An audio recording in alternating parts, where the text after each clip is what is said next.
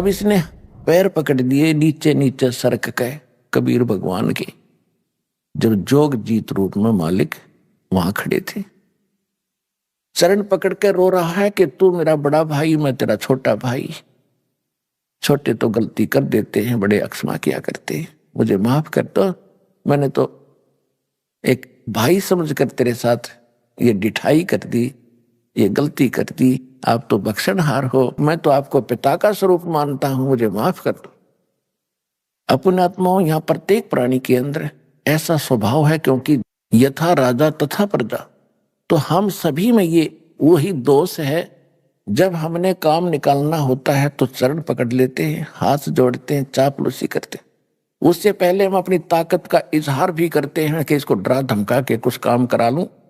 जब देखते हैं कि सामने वाला ताकतवर है तो हम उसके चापलूसी करके अपना उल्लू सीधा करना चाहते। परमात्मा ने कहा कि मेरे पैर छोड़ दो। अगर नहीं, तब छोड़ूंगा जब आप मेरी कुछ शर्त मंजूर कर लगे। परमेश्वर ने कहा कि बोल, तेरी क्या शर्त है? एक तो ये है कि 3 युगों में जीव कम ले जाना, और चौथा युग जब कलयुग आवे तो आप कितने ही जीवों को निकाल ले जाना। परमात्मा को मालूम था कि 3 युगों में ये प्राणी मेरे काबू में आवेंगे नहीं, क्योंकि इनको सुख रहेगा। सतयुग के अंदर बहुत पुण्यात्माओं का जन्म होता है, और जैसे संस्कार लेकर प्राणी यहां उत्पन्न होता है, परमात्मा उसकी वैसी ही व्यवस्था उसके अनुसार कर देता है।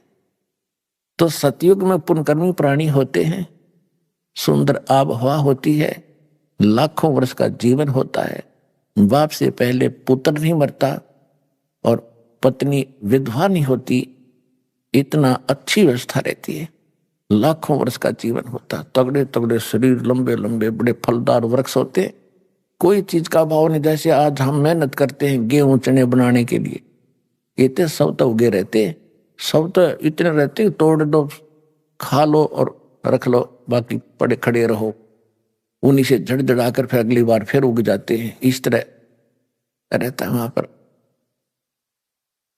तो उसके बाद त्रेता युग आता, उससे कुछ कम संस्कार के लोग उत्पन्न होते हैं। द्वापर में फिर उनसे भी कुछ कम अच्छे किस्मत के होते हैं, लेकिन दुख फिर भी कम होता है। जब तक इस प्राणी को दुख नहीं होता तब तक ये भगवान याद नहीं करता, कोरी बकवाद याद करता है। ये ऐसा स्वभाव बन गया। तो परमात्मा को मालूम था कि 3 युगों में ये पार नहीं होंगे, ये सुनेंगे भी नहीं मेरी बात। फिर चौथे युग में परमात्मा ने कहा ठीक है भाई, तेरी ये शर्त मैंने मंजूर कर ली। परमेश्वर ने कहा कि चौथा युग जब आएगा मैं अपना कोई अंश भेजूंगा और पूरी पृथ्वी पर मेरा ही उपदेश रहेगा, मेरा ही ज्ञान रहेगा, मैं एक ही भगवान रहूंगा। तब इसने सोचा यह तो बात बिगाड़ेगा। तो काल ने कहा कि एक शर्त मेरी और है भगवान, कि पहले मेरे प्रचारक जावें, आपका बाद में आवे। परमात्मा बोले चल ठीक है, ये भी तेरी स्वीकार कर ले। इसने इस प्रकार कई शर्त परमात्मा से रखी, दाता ने इसकी वो सब स्वीकार कर ली। फिर इसने लास्ट में ये कहा कि मुझे वो मंत्र बता दो जिससे तेरे हंस पार होंगे। तीसरी शर्त यह रखी थी कि आप जोर जबरदस्ती ना करना भगवान, नीचे जाओ तो जोर जबरदस्ती करके उनको दीक्षा ना देना, आप अपना ज्ञान देना। आपके ज्ञान को कोई स्वीकार करे तो वो आपका हो, आपके ज्ञान को स्वीकार ना करे वो मेरा हो। ये तो मालिक को पता था कि जब तक इनको ज्ञान ही नहीं होगा तो ये मेरे कैसे हो सकते।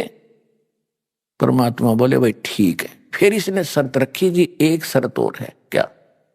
कि पहले मेरे प्रचारक जाएंगे, आपका फिर बाद में आवे कलयुग में। परमात्मा ने कह दिया कि ठीक है, ये तथास्तु, हम बाद में चले जाएंगे। जब इसने देख लिया, क्योंकि जीव है ये भी, और जीव की बुद्धि जीव सत्र की होती है। और कबीर परमात्मा है, सर्वशक्तिमान है, सर्वज्ञ है। तब उसने क्या देखा कि अब ये क्या करेगा, चौथे युग में आएगा, कर लेंगे जो करना है। एकदम खड़ा हो गया, गरज निकली, बच्चा सुखी, इस फार्मूले से खड़ा हो गया। तो तब कहा कि जाओ जोग जीत संसारा, जीव न माने कहा तुम्हारा। फिर कहते द्वादश पंथ करूं मैं साचा, और नाम तुम्हारा ले करूं अवाचा। उन द्वादश पंथ नाम जो ले ही, वो हमरे मुख आन समोही। और अनेक पंथ चलाऊं, या विद जीवा को भरमाऊं। देवल धाम और मंदिर पुजवाऊं, और तीर्थ व्रत जब तप चतलाऊं। और जाइयो जोग जीत संसारा, फिर जीव न माने कहा तुम्हारा। जीव तुम्हारा कहा न माने, हमरी ओढ़ हो बाद बखाने। ऐसे अज्ञान से भर दूंगा, मंदिर मस्जिद गुरुद्वारे धाम इनकी पूजा पर दृढ़ कर दूंगा। तीर्थ व्रत जब तप चतलाऊं, या विद जीवों को भरमाऊं। तीर्थों पर, व्रत के ऊपर, धाम मंदिर, देवल कहते मंदिर को, इनमें दृढ़ कर दूंगा इनकी बुद्धि को। और तेरी कोई नहीं सुनेंगे। जब तुम्हारा पीछे अंश जाएगा, उसकी कोई नहीं सुनेगा। और मेरे वकील बन करके तुम्हारे साथ विवाद किया करेंगे। जाइयो जोग जीत संसारा, जीव न माने कहा तुम्हारा। परमात्मा को उसकी बुद्धि के सतर पर हंसी आ रही थी। और परमात्मा ने कहा ठीक है, चौथा युग जब कलयुग आई, तब हम अपना अंश पठाई। घर घर देखो बोध विचारा, सतनाम सब ठोर उचारा। हाँ, फिर इसने एक शर्त और रखी थी कि हे परमात्मा, जो आप नाम दोगे ना, और जिससे वो पार होगा, वो सतनाम मुझे बता दो, ताकि जिसके पास वो सतनाम होगा मैं उसे दूर हो जाऊंगा। परमात्मा बोले मुझे इतना बिल्कुल नादान मत समझे। हाँ, इसा मेरा बौड़ा मत समझे, मूर्ख। और जो तैने चतुरता की है, इसका तुझे आगे पता लगेगा। परमात्मा ने कहा कि उस सतनाम को नहीं बताऊंगा तेरे को, तू तो जुल्म कर देगा। और उस सतनाम की यह शक्ति तूने देख ली है। जिसके पास, मेरे हंस के पास सतनाम होगा, तो निकट जाके दिखा दिए उसके, आप पे पता लग जा कि इसके पास वो सतनाम, तुझे बताने की जरूरत नहीं पड़ेगी। वह सतनाम ऐसा होगा जैसे मैंने सतनाम का सिमरण किया तो पताल में जाके गिरा था। और जिस हंस के पास ये सतनाम होगा, को छेड़ के दिखा दियो मेरे बच्चे को। तो क्या कहा कि चौथा युग जब कलयुग आई, तब हम अपना अंश पठाई। घर घर देखो बोध विचारा, सतनाम सब ठोर उचारा। सतनाम सुना सुना था इन राधा स्वामी वालों से। इन राधा स्वामी वालों ने सतनाम के कैख का पता नहीं, ये खान का है कि पीने का है, ये कोई सतलोक है या कोई स्थान है या कोई नाम है या भगवान है। ऐसे बच्चों जैसी व्याख्या इनकी सुनकर पढ़कर देखो इनके महापुरुषों की पुस्तकें। वो संत मत प्रकाश भाग 1, 2, 3, 4 नरेडंगे पर रखे इन्होंने।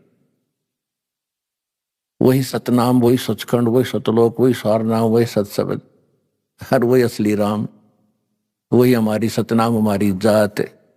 सतनाम ये 2 अक्षर का होता है, और इसकी आज तक छींट नहीं लगने दी। हाँ, परमात्मा जब आए, उन महापुरुषों से मिले, उनको सतनाम दिया था, लेकिन उनको प्रतिज्ञा दिला दी थी कि इसका जिक्र ना करना, नहीं तो नाश हो जाएगा बने बनाए हमारे सारे मिशन का।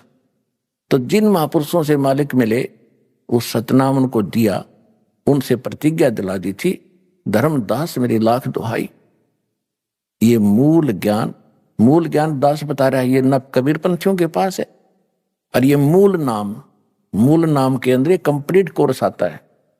कंप्लीट कोर्स जो प्रथम 7 मंत्र, दूसरा 2 अक्षर का सतनाम, और फिर एक सार नाम, ये है मूल नाम। और जो दास आपको ज्ञान बता रहा है सृष्टि रचना आदि, सृष्टि रचना का जो विशेष कुछ ऐसा अंश है जो आपको किसी ग्रंथ में नहीं मिलेगा, कबीर पंथ के कबीर सागर में भी नहीं मिलेगा। क्योंकि उसमें काफी अंश निकाल दिए गए थे। परमात्मा ने कहा था कि वो मूल ज्ञान और मूल नाम छुपा के रखना। कब तक? कलयुग बीते 5500 पाचा, तब ये वचन मेरा होगा साचा। कलयुग बीत जावे जब एता, तब सभी प्राणी परम पुरुष पद चेता। कि जब 5500 वर्ष कलयुग बीतेगा, उस समय कबीर परमात्मा के ज्ञान की चर्चा जुबान जुबान पर घर घर होगी। अब आप देख रहे हो जितने भी बच्चे हैं परमात्मा की शरण में आए गए हैं। किसी के घर पर मोबाइल चल रहा है, किसी के घर पर कोई टीवी में सीडी लगा रखी है और आरती हो रही है, सिमरन चल रहा है। जहां जहां भी आप जाते हो, क्योंकि हमारा मार्ग ऐसा है कि जब भी आप सफर कर रहे हो तो भक्ति करनी है। जैसे आप यहाँ से जाते हो, यहाँ के लिए आते हो, ट्रेन में आते हो, बसों में आते हो, अपनी गाड़ियों में आते हो, तो रास्ते में अवश्य सिमरन करते हो। कोई सुबह का समय हो गया, सुबह की आरती को, दोपहर की, फिर शाम की, दिन में मंत्र। तो इस तरह ये पूरे वातावरण में ये परमात्मा की यथार्थ भक्ति है, ऐसी फैल रही है, ये पूरे विश्व में जा रही है। और अभी तक विश्व के अंदर ये गाने बजाने, बकवाद, चर्चा और ये जो निंदा चुगली, इस तरह की बातें, जो विचार विमर्श होते हैं, वायुमंडल में घूमते रहते, शब्द खंड नहीं होता। और अब ये वचन चलेंगे परमात्मा की सतवाणी के, और सिमरन करने से आपको तो ताकत आती ही है। वो जो बाहर निकलता है एक मंत्र, उपदेशी पूर्ण संत से लेकर फिर जाप करते हो, बाहर निकालते हो, तो वातावरण में फैलता है। तो इस प्रकार ये सारे मालिक की वाणी चलती है। तो ये वो जो वचन पहले समाज में घर कर चुके हैं, सबके दिमाग बदले हुए हैं, माया की जोड़ तोड़ में लगे हुए हैं, उनके अंदर फिर कुछ संतोष आने लगेगा। जो पुराने विचार हैं उनको इसमें ऐसी ताकत, जैसे आप देखते हो गंदी हवा ऊपर उठ जाती है, शुद्ध हवा नीचे आ जाती है। तो परमात्मा के जो वचन ज्ञान आप सुन रहे हो, टीवी पर सुन रहे हो, मोबाइल से सुन रहे हो, या वैसे अपना सांस का सिमरन कर, तो ये शुद्ध यथार्थ भक्ति है। ये वातावरण में नीचे नीचे रह जाएगी। और जो ये पहले की बकवादें हैं, जो लड़ाई झगड़े घर घर में हो रहे हैं, आपस में लड़ते रहते हैं, तो ये सारे समाज में घूम रहे, तो सबके माइंड पर टकरा कर वो सबको ऐसे बेचैनी पैदा कर रहे हैं। अब धीरे धीरे सब में शांति आएगी और वो जो पहले वाले विचार ऊपर उठ जाएंगे, वो आपको अफेक्ट करने की रेंज में नहीं रहेंगे। एक उदाहरण सुनाता हूं आपको।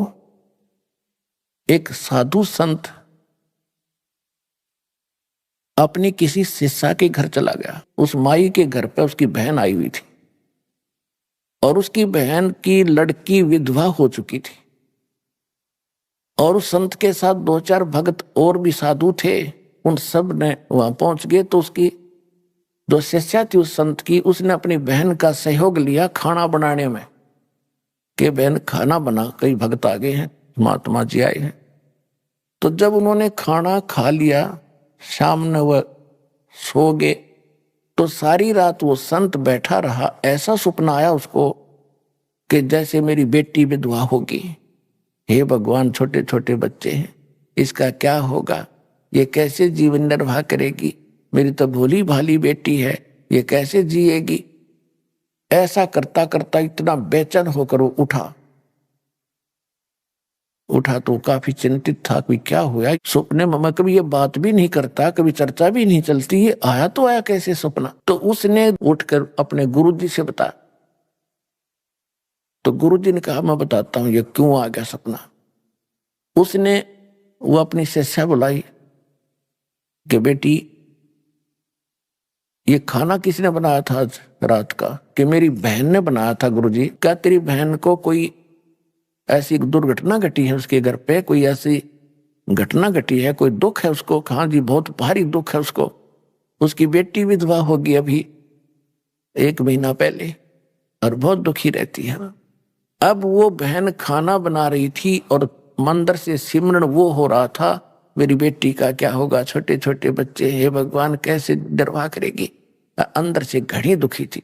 तो वो खाने में प्रवेश हुआ और वो खाना उसने खाया तो उसमें भी वो उचाटी पैदा कर दी। तो ये सूक्ष्म विचार आपको ऐसे प्रभावित किए हुए हैं और ऐसी ही प्रेरणा सब में बनी हुई है। सपने में नो दुखी और वह जागृत में दुखी है ही, सबको मालूम है, कोई जीव सुखी नहीं। तो परमात्मा की ये जो वाणी अब चल रही है ये बहुत प्रचुर मात्रा में होगी और ये फिर क्या करेगा, पूरा वातावरण ऐसे चेंज होगा, ये ऊपर चले जाएंगे जो दूसरे वचन हैं जो आज तक सुनते रहे, लेकिन अब उनकी संख्या ज्यादा है, उनकी क्वांटिटी ज्यादा है, हमारी थोड़ी है, तो फिर भी ये ज्यादा प्रभावशाली रहेगा इनको धीरे धीरे। तो हमारे एक गांव में 10 घर 20 परिवार हैं, बाकी सैकड़ों 200 300 दूसरे चर्चा वाले। तो धीरे धीरे ये प्रचार उन पे भी असर करेगा, अड़ोस पड़ोस में भी, फिर उनकी भी कभी भावना बदलेगी, क्योंकि परमात्मा के बच्चे तो सभी हैं, चाहे कोई आज हिंदू है, मुसलमान है, सिख या ईसाई है, कोई अमेरिका में है, कोई अफ्रीका में है, भारत या पाकिस्तान, बलोचिस्तान, कहीं पर भी पैदा बच्चे उसके सब, और उसने सभी बच्चे उतने ही प्रिय होते हैं जैसे बाप को माँ को अपने छोटे से लेकर बड़े तक, चाहे 20 बालक हो, एक जैसे प्यारे होते हैं। वो आपस में बेशक लड़ते रहे, लेकिन माँ बाप के हृदय में उनकी जगह ज्यों की त्यों होती है। तो इसी प्रकार आज जब हिंदू मुस्लिम सिख ईसाई बनकर आपस में बेशक हम लड़ रहे हैं, लेकिन परम पिता ने हमें उतने ही प्रिय है और वो चाहते हैं कि इनका ये झगड़ा मिटे, चैन से रहें। तो उसके लिए ये शुरुआत दाता ने कर रखी है। तो जो प्रसंग चल रहा है हम उसी पर आते हैं कि अब उस परमात्मा ने जो वचन किया था और काल ने भी कहा था कि आप बेशक उस समय में कितने ही प्राणी ले जाना चौथे युग में, तो परमेश्वर ने 600 वर्ष पहले धर्मदास जी से कहा था, धर्मदास मेरी लाख दुहाई, ये सार शब्द की तबार न जाई, सार शब्द बाहर जो पढ़ी, ये बिचली पीढ़ी हंस न तरही। तो पुण्यात्मा परमात्मा ने, कबीर भगवान ने पहले ज्ञान दिया था इस काल भगवान को, जिसमें कंप्लीट स्पिरिचुअल नॉलेज था, पूर्ण अध्यात्म ज्ञान था। इस काल भगवान के ब्रह्म के अंतःकरण में परमात्मा ने डाल दिया था, समय उसका निर्धारित कर दिया था। उसके बाद वो ऑटोमेटिकली इसके श्वासों के माध्यम से, ब्रह्म के श्वासों के माध्यम से वो बाहर आई। इसने उनको देखा और पढ़ा, इसको पता चला कि इसके अंदर तो वही ज्ञान है जो मेरा पर्दाफाश कर देगा। तो इसने वो मेन जो पार्ट थे, हिस्सा था, मुख्य हिस्सा, अंग उस वेद के कैंसिल कर दिए। 4 वेद रख लिए इसने। इन चारों वेदों में महिमा तो पूर्ण परमात्मा की है, कबीर भगवान की, लेकिन भक्ति की विधि केवल ब्रह्म तक की है। ओम का नाम और ये 500 यज्ञ, इतनी है बस। परमात्मा ने उसकी पूर्ति करने के लिए स्वयं आना पड़ता है। चारों युग में संत पुकारे और को के कहा हम हेल रे, हीरे माणक मोती बरसे, ये जग चुगता ढेल रे।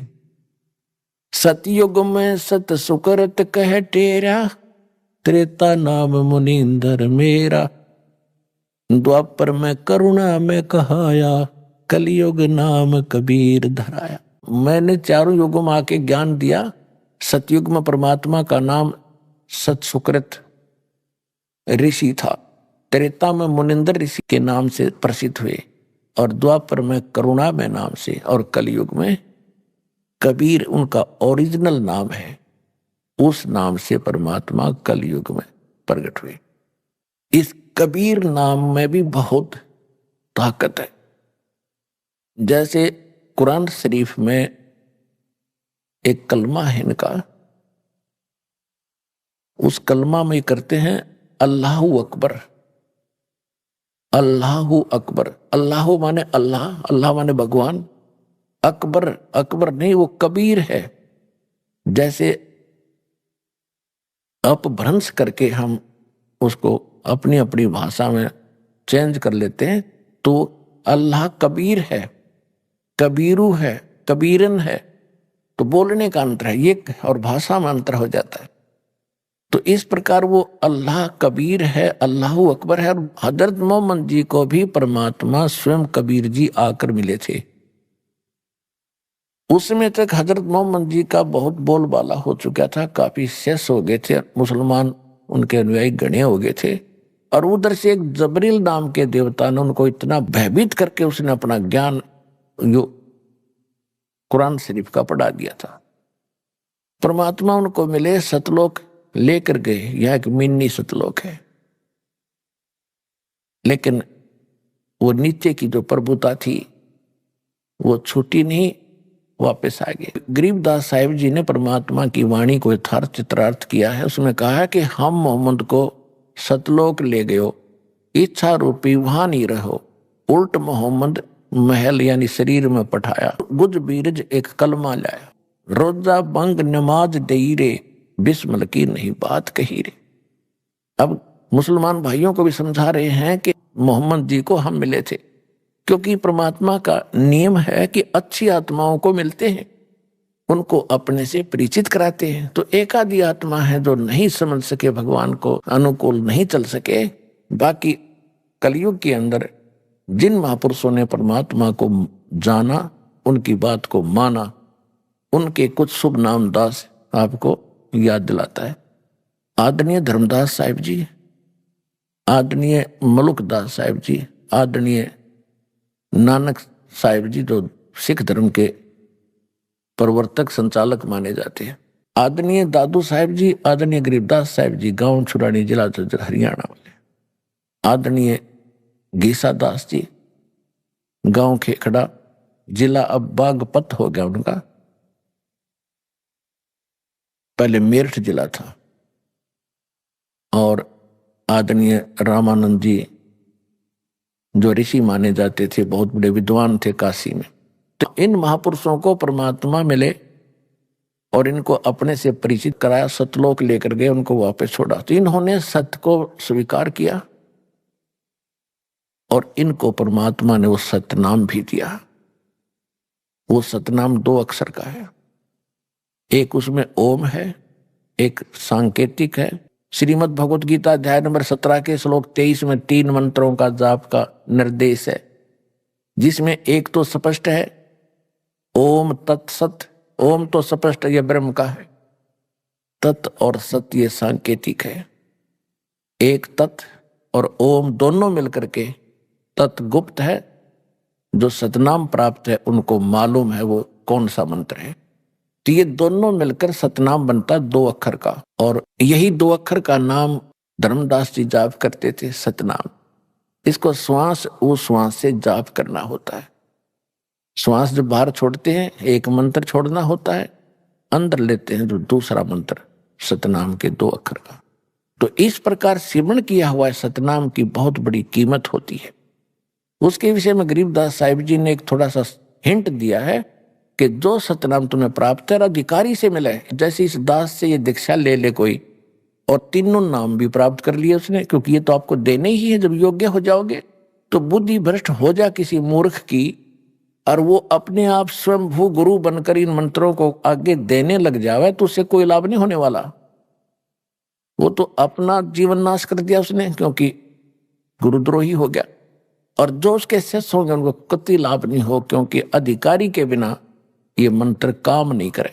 अब जैसे एक व्यवहारिक बात है, कोई आपने पासपोर्ट बनवाना है या लाइसेंस बनवाना है गाड़ी चलाने का, यदि कोई डुप्लीकेट ज्यों का त्यों बना दे और नकली अधिकारी दस्तखत कर दे, ठीक है, इसको आप लेकर खुश भी हो जाओगे, गाड़ी भी चलाओगे, जिस दिन पकड़े जाओगे उस दिन आपके ऊपर आपत्ति होगी, और जिससे बनवाया हुआ भी जेल और आप भी सजा के पात्र होगे। ठीक इसी प्रकार इस विश्व में आज के दिन इस दास के अतिरिक्त इस सतनाम सार नाम के देने का कोई अधिकारी नहीं है, ये याद रख लेना।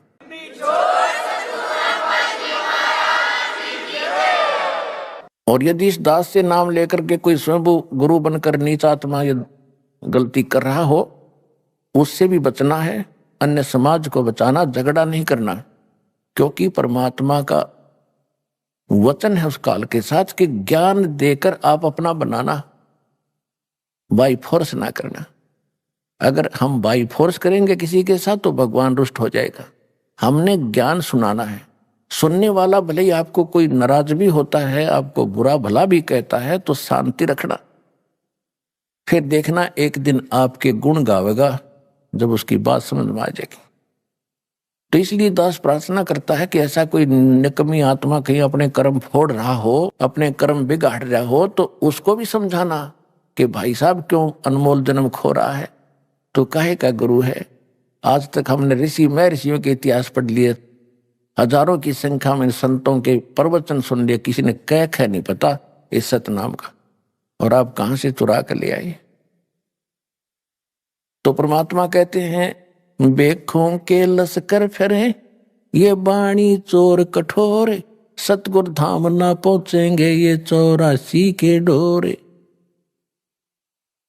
तो इस सतनाम को इस दास से लेकर मर्यादा में रहकर आप इसकी भक्ति करोगे, आपको कितना पुण्य मिलेगा, कितना लाभ मिलेगा। एक सांस बाहर छोड़ा, दूसरा अंदर लिया, ये कंप्लीट हो गया। ये एक सिमरण हो गया सतनाम का। और इस सतनाम की कितनी कीमत है। सतनाम पालड़े रंग होरी हो, 14 लोक चढ़ावे राम रंग होरी हो, 3 लोक पास्यंग धर रंग होरी हो, तो ना तुले तुलाया राम रंग होरी हो। आदरणीय गरीबदास साहिब जी को परमात्मा मिले थे, गांव छुड़ाने जिला दद्दर वाले को, क्योंकि परमात्मा का जो काम है वो कोई निष्प्रयोजन नहीं होता। और उन्होंने पहले ये कह रखा था, धर्मदास जी ने कबीर सागर में लिखा हुआ है, कबीर वाणी एक चैप्टर है कबीर सागर में, उसकी 134, 136 और 137 पृष्ठ पे स्पष्ट किया है कि 12 पंथ ये काल के नकली चलेंगे। और 12वां पंथ जो होगा गरीबदास जी का होगा, जो सन 1774 में जिसका जन्म होगा। और कबीर सागर में गलती से 1775 प्रिंट है, 1 वर्ष की वैसे लिखण में गलती हो रही है।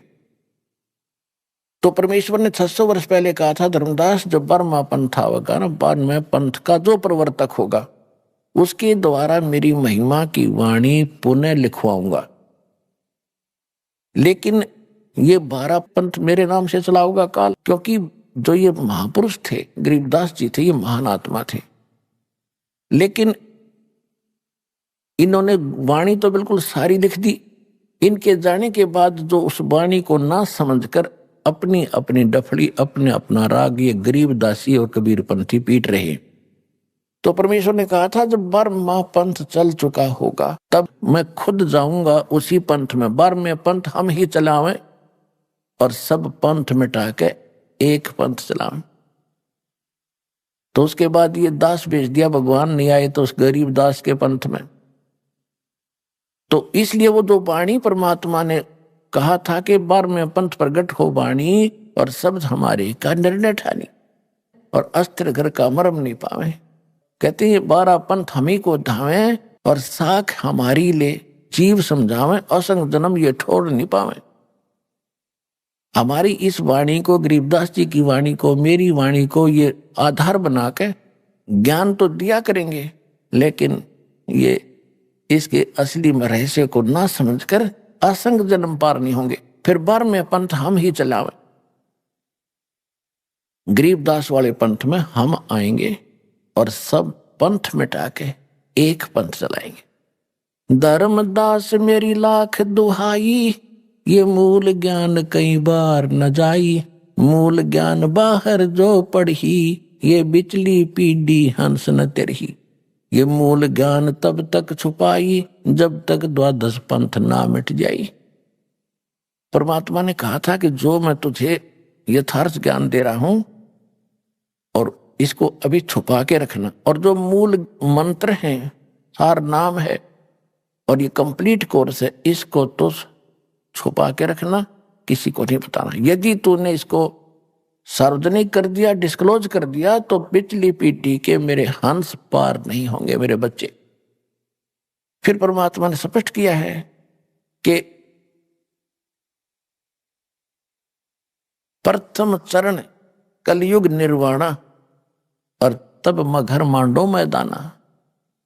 कबीर सागर में कबीर वाणी चैप्टर में 137 पृष्ठ पर भगवान ने कहा है कि प्रथम चरण कलयुग का वो होगा जब मैं मगर शतान से सशरीर जाऊंगा। संवत 1575 में सन 1518 में परमात्मा मगर स्थान से सशरीर सतलोक गए थे।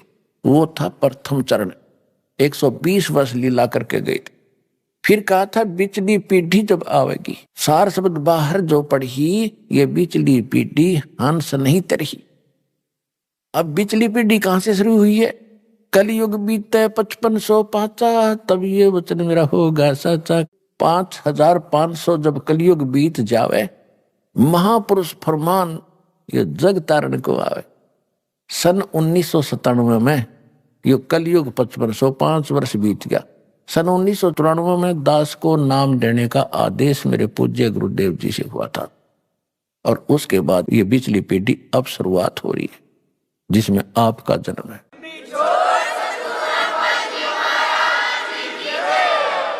तो जो प्रसंग चल रहा था, तो परमात्मा ने वो सतनाम की महिमा बताई है। सतनाम पालड़े रंग होरी हो, 14 लोक चढ़ावे राम रंग होरी हो। अपने आत्मा एक मौखिक जाप करने लग जाए इंसान, जीभ पे छाड़े पड़ जाए, और कितना नाम जाप कर सकता है?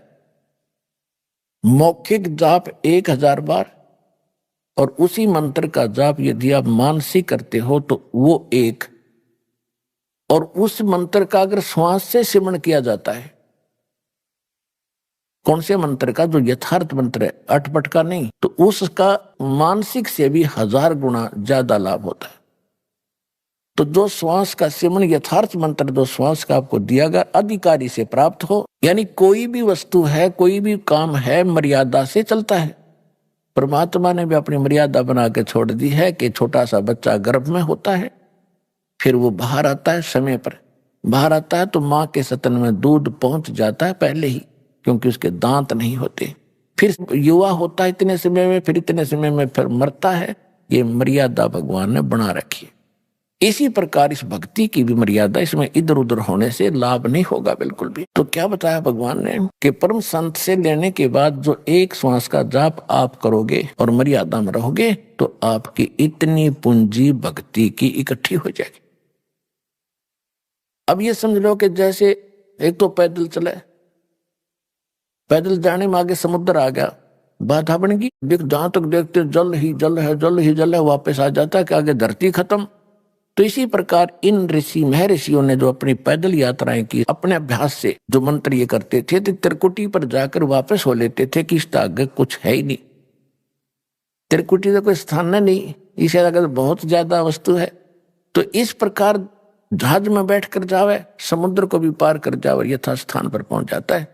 तो इस प्रकार ये साधना जो दास आपको देगा, ये ऐसी साधना है, ऐसा ये यान बन जाएगा, इन सब के ऊपर के पार करता हुआ सतलोक आपको जा छोड़ेगा। और जो कुछ भी हम इस शरीर के अंदर सुन रहे हैं, तो एक पिंड है, और इस पिंड के अंदर एक ब्रह्मांड का ही, इसमें जो कुछ भी हो रहा वही सुनाई देता, वही दिखाई देता।